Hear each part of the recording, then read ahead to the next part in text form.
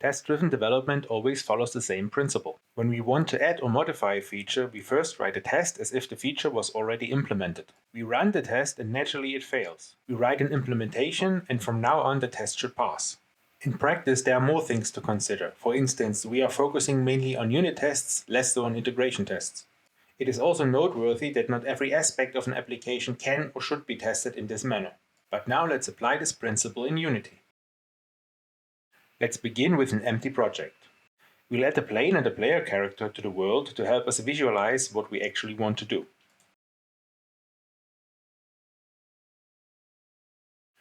We want to create a simple camera controller that has a constant offset to a target and always faces the target even when we change the offset vector.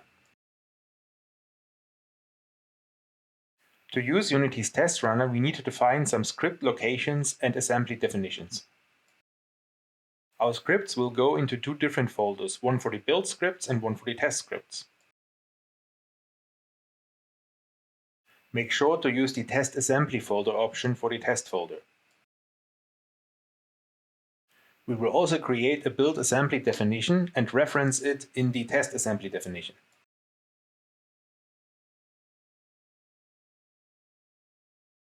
With the setup out of the way, we can now start our work on the camera controller. Use the test script option to create the camera controller test script.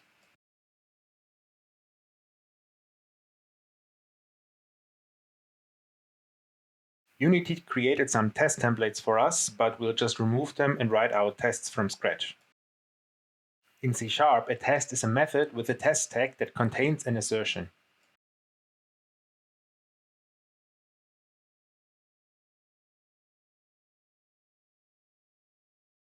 Such tests can be run in the Unity test runner. Our test expected a true value, but it was false, so the test fails. To test our offset vector, we write a Unity test instead of a normal test, which must return an IEnumerator. This allows us to run the method over multiple frames and test start and update methods. We initialize a camera controller and a target. The IDE recognizes that a target field doesn't exist, but right now we don't care about that. We wait one frame to let start run and set our offset vector, which right now also does not exist.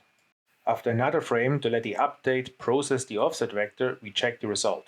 We calculate the actual offset vector from the difference between camera and target. Unity cannot compile our code because we are referencing fields that do not exist.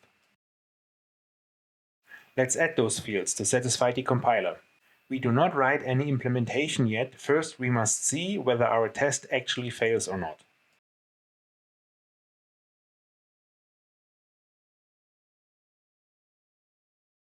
We see that our test failed, and it did so at the expected assertion.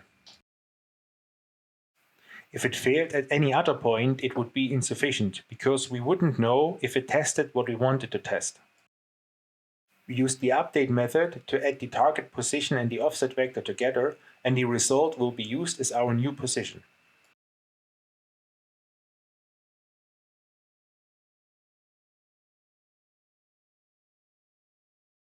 The test assertion is now satisfied and the test passes. Let's now implement the target phasing. We begin by copying the first test and removing the assertion. We calculate an expected rotation from the vector between camera and target and compare it to the actual camera rotation. Comparing rotation quaternions directly is a bit tricky, so we use the Euler angle representation instead. Before we run the test, let's use the scene to figure out which rotation we actually expect. It should be around x 30 degrees and y 200 degrees. We now run the test and see that it fails. And again it failed at our expected assertion and not somewhere else. The implementation is now straightforward by using transform look at target transform.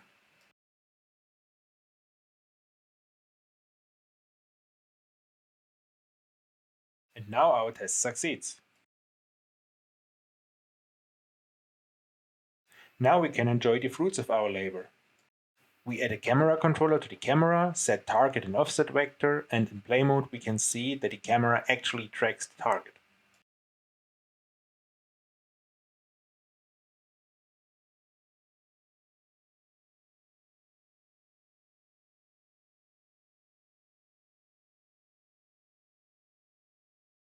We can also make our code more expressive by dividing the functionalities into properly named submethods.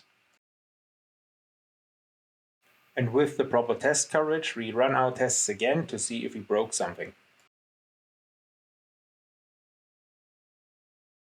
This is it for this tutorial. We only just scratched the surface, so I plan to make this a series and explore test-driven development further. The project can be downloaded as a Git repository, link is in the description. Let me know what you think and thanks for watching.